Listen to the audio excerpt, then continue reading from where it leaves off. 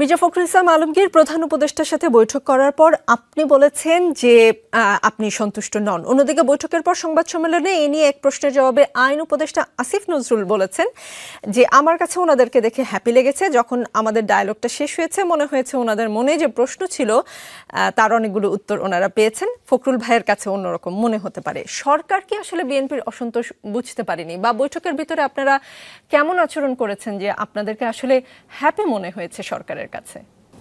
আমি ঠিক জানি না যে ওনারা কিভাবে বিষয়টাকে নিয়েছেন, তবে আমরা সবসময় যে চেষ্টাটা করি যে সরকারের সঙ্গে একটা সম্পর্ক যেন সব সময় থাকে এবং সেটা একটা আপনার কনজেনিয়াল একটা সম্পর্ক থাকে, একটা সৌহার্দ্যমূলক সম্পর্ক থাকে, কথা বলার সুযোগ যেন সবসময় থাকে, সেই বিষয়টা আমরা সবসময় রক্ষা করতে চাই।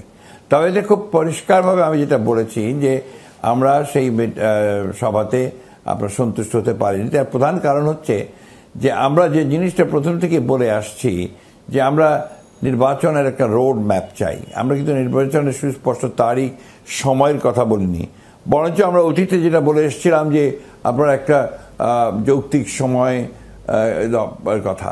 কিন্তু ওই রোড ম্যাপ বিষয়টা আমরা এই জন্য জোর দিচ্ছিলাম যে তাহলে দেশের মানুষের মধ্যে একটা আস্থা আসবে যে একটা নির্বাচন হতে যাচ্ছে, হবে এবং জনগণের প্রতিনিধির হাতে ক্ষমতা আসবে।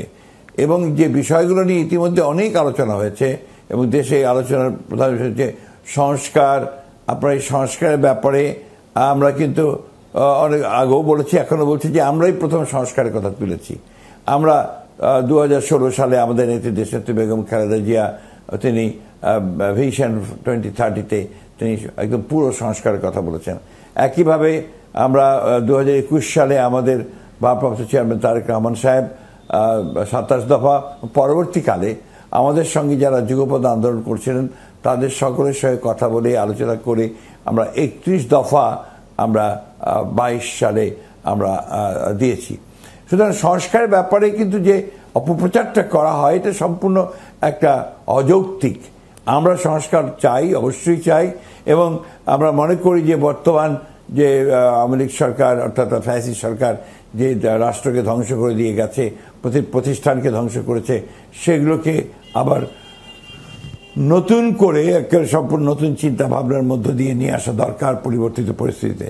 জি জি। কিন্তু নির্বাচনটা হচ্ছে একটা অত্যন্ত জরুরি বিষয় এই জন্যে যে আমরা মনে করি যে একটা নির্বাচিত সরকার, নির্বাচিত প্রতিনিধি, পার্লামেন্ট একটা দেশের গণতন্ত্রের জন্য অত্যন্ত জরুরি একটা বিষয়। সংস্কারের ব্যাপারে তো আমরা পরিষ্কার বলেছি যে সংস্কার যেগুলো আমরা সবাই একমত হব, সেই একমত হওয়া সংস্কারগুলো হবে, অন্যগুলোর একটা চার্টার, সেগুলোর একটা চার্টার তৈরি হবে এবং অন্যগুলোরও কমিটমেন্ট তৈরি হবে যে সেগুলো আপনার নির্বাচিত সরকার তারা সেটা বাস্তবায়িত করবেন।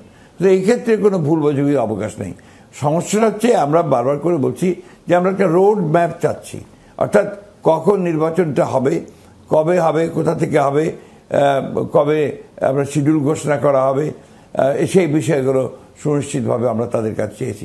আমরা একটা চিঠি লিখিতভাবে দিয়েছি, সুতরাং সেখানে বিভ্রান্তির কোনো সুযোগ আছে বলে আমার কাছে মনে হয় না। তো সেই বিষয়গুলো আমরা তুলে ধরেছি, যে কারণে আমরা যখন প্রধান উপদেষ্টার কাছ থেকে সেই সময় সুনির্দিষ্ট রোড ম্যাপের কোনো আপনার আমরা কথা পাইনি এবং আমাদের প্রত্যাশা পূরণ হয়নি, সে কারণেই আমি খুব স্পষ্ট করে বলেছি যে আমি সন্তুষ্ট নই। জি, তার মানে প্রধান উপদেষ্টার সাথে বৈঠকে আপনারা জাতীয় নির্বাচনের সময় তারিখ বা সুনির্দিষ্ট একটা রোড ম্যাপের আশা করেছিলেন, সেটা না পেয়ে অসন্তুষ্ট হয়েছেন। কিন্তু প্রধান উপদেষ্টা নির্বাচনের সময়সীমা নিয়ে প্রথম থেকে কিন্তু একই কথা বলে আসছেন। তিনি বলছেন যে ডিসেম্বর থেকে জুনের মধ্যে নির্বাচনের কথা। তিনি দেশে বলেছেন, বিদেশে বলেছেন, নানান গণমাধ্যমে বলেছেন। কিন্তু আপনারা বা বিএনপি 7ই আগস্ট সমাবেশ করে দাবি তুলেছিলেন যে 3 মাসের মধ্যে নির্বাচন দিতে হবে, তারপর 6 মাসের কথা আমরা শুনতে পেয়েছি, এরপরে বলেছেন যৌক্তিক সময়ের মধ্যে নির্বাচন, এখন আপনারা বলছেন যে ডিসেম্বরের মধ্যে নির্বাচন দিতে হবে, নইলে অস্থিরতা সৃষ্টি হতে পারে। মানে নির্বাচনের সময়সীমা নিয়ে প্রধান উপদেষ্টাকে বরাবরই আমরা একই টাইম ফ্রেমের কথা বলতে শুনছি, কিন্তু বিএনপিকে বিভিন্ন রকম টাইম ফ্রেমের কথা বলতে শুনছি। তাহলে প্রধান উপদেষ্টা তার কমিটমেন্টে টাইম ফ্রেমটাকে আপনারা একই রকম মনে করি না, একই রকম মনে করি না এই জন্য যে আপনার ডিসেম্বর থেকে জুন 6 মাস সময়, সুতরাং এটা কোনো সুনির্দিষ্ট সময় হলো না। আমরা যেটা চাচ্ছি সেটা হচ্ছে একটা সুনির্দিষ্ট সময়। এটাও যদি ডিসেম্বর থেকে জুন উনি বলেন, let him speak out exact thing, যে ওই 6 মাসটাই বলুক না কেন উনি, সেটাও উনি বলছেন না, বলেননি, যার ফলে আমাদের মধ্যে সেই হতাশার সৃষ্টি হয়েছে, আমাদের প্রত্যাশা পূরণ হয়নি।